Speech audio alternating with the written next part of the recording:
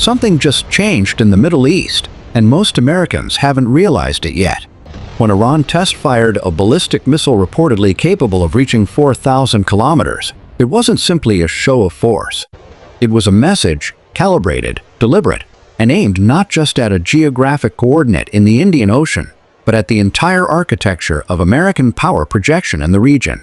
Diego Garcia. That name should mean something to you. It's not just a British overseas territory sitting quietly in the middle of the Indian Ocean. It's the backbone of American long-range military reach, a staging ground for B-52 bombers, a hub for pre-positioned naval assets, and one of the most strategically irreplaceable real estate pieces the United States has ever held. If you can threaten Diego Garcia, you can threaten America's ability to respond across an entire theater of war, from the Persian Gulf to the South China Sea. That is exactly what Tehran wants Washington to understand. This isn't just about nuclear negotiations. This isn't just about sanctions. What's unfolding right now is a fundamental restructuring of deterrence, where smaller powers are acquiring the reach to put American installations inside their crosshairs. And that changes everything about how wars begin, how they escalate, and how global powers calculate their next move. Stay with me, because the full story is more complex and far more important than any headline is telling you. Let me take you back to something that most analysts are quietly glossing over because they don't want to say it plainly. The moment Iran demonstrated that its missiles could reach Diego Garcia, the entire conversation about American dominance in the Indian Ocean region had to be rewritten. Not adjusted, not revised at the margins, completely rewritten. And if you've been following geopolitics for any serious length of time, you understand that these kinds of moments, these quiet, devastating capability demonstrations, are the ones that reshape decades. Not the loud ones, not the press conferences. The quiet ones, where one side proves to the other that the rules of the game have fundamentally changed. Now, to understand why Diego Garcia matters so deeply, you have to understand what it actually does. Most Americans hear the name and picture some remote island nobody cares about. That instinct is exactly wrong. Diego Garcia sits at the geographic heart of a triangle that connects the Persian Gulf, the East African coast, and the western approaches to Southeast Asia. Every single American military operation that has ever been launched into the broader Middle East, from the Gulf War in 1991, to the invasion of Afghanistan in 2001, to the Iraq War in 2003, has depended in some meaningful way on Diego Garcia as a logistics hub, a refueling point, a launching platform for long-range bombers. When you remove Diego Garcia from the equation, you don't just inconvenience American military planners. You fundamentally compromise their ability to respond to a crisis in the region within the time window that actually matters. And that is precisely the calculation Tehran has been making. This is not impulsive. The Iranian military establishment, whatever you think about the political leadership in Tehran, has some of the most sophisticated strategic thinkers in the entire developing world.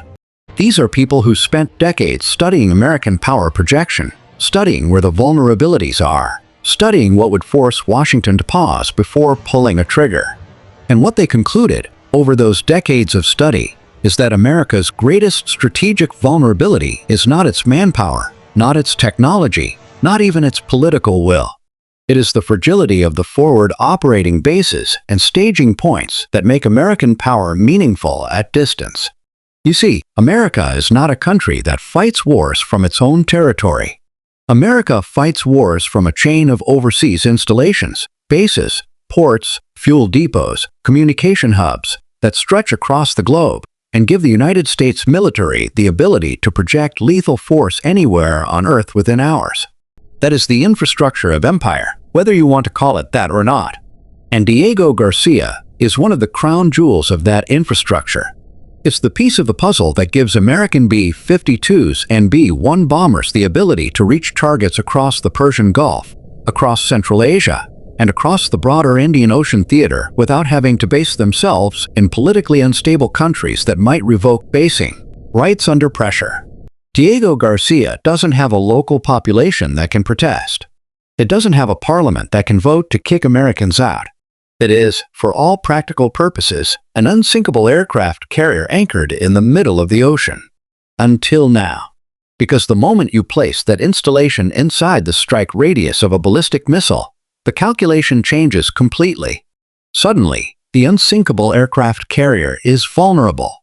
Suddenly, American planners have to ask themselves, in the first hours of any conflict with Iran, do we lose Diego Garcia? And if we might lose Diego Garcia, what does that do to our entire operational plan? Do we pre-position assets differently? Do we pull back? Do we think twice before escalating? That is the strategic logic at work here. Iran doesn't need to actually destroy Diego Garcia to win this particular battle. It just needs Washington to wonder whether it could. Uncertainty in geopolitics is its own form of deterrence. But this story doesn't stop at Iran and the United States, and that's what I really want you to understand. Because what Iran has demonstrated here is not just an Iranian capability. It is a proof of concept that every ambitious regional power on Earth is watching with extraordinary attention. North Korea is watching. Pakistan is watching. The various non-state actors with state-level financial backing who operate across the Middle East and South Asia are watching. The message being absorbed by all of them simultaneously is that ballistic missile technology at the 4,000-kilometer range class is now within reach of states that are not traditional great powers. And that fundamentally changes the global deterrence equation. For decades, the assumption that undergirded American foreign policy was relatively simple. The United States had such an overwhelming advantage in conventional military power that any country that directly challenged American forces would be destroyed. That assumption created a kind of order, an uncomfortable, often unjust order, but an order nonetheless. Countries understood that they could not afford to directly confront American military assets. And so conflicts happened through proxies, through economic pressure, through diplomatic maneuvering, but rarely through direct military confrontation with American installations. Iran's missile demonstration is a direct challenge to that assumption. It is saying clearly and deliberately that the cost of American intervention has just gone up significantly. Now let's talk about what Washington actually does with this information, because the response from the American foreign policy establishment has been, to put it charitably, muddled. There is a faction in Washington, a powerful faction, that believes the answer to this kind of challenge is overwhelming escalation. The argument goes like this: if you allow Iran to believe that its missiles can deter American action, you have created a precedent that every other regional power will exploit. You have to demonstrate, in unambiguous terms, that threatening American installations carries consequences so severe that no rational actor would ever consider it again. That's the hawkish logic, and it has a certain internal coherence. But there is another faction, increasingly influential, particularly after the lessons of Iraq and Afghanistan, that argues exactly the opposite. This faction says that the era of American military dominance in the greater Middle East is drawing to a close, not because American power has declined, but because the cost of exercising that power has increased beyond what the American public is willing to sustain. They point to the extraordinary financial cost of the post-9/11 wars, multiple trillions of dollars that did not produce stable democracies, did not eliminate terrorist threats, and did not enhance America's strategic position in the region. And they argue that in this new environment, where regional powers have the capability to threaten American installations, the most rational policy is strategic retrenchment, pulling back, reducing exposure, and accepting a more limited American role in the region's affairs. The problem, of course, is that neither of these options is clean. Escalation risks a conflict that could spiral into something far larger than anyone intends. Retrenchment creates power vacuums that other actors, China, Russia, and Iran itself, will rush to fill. And Washington, paralyzed by domestic political dysfunction and the exhaustion of 2 decades of inconclusive warfare, seems unable to make a coherent choice between these two paths. That paralysis is itself a form of strategic communication. And Tehran reads it with great clarity.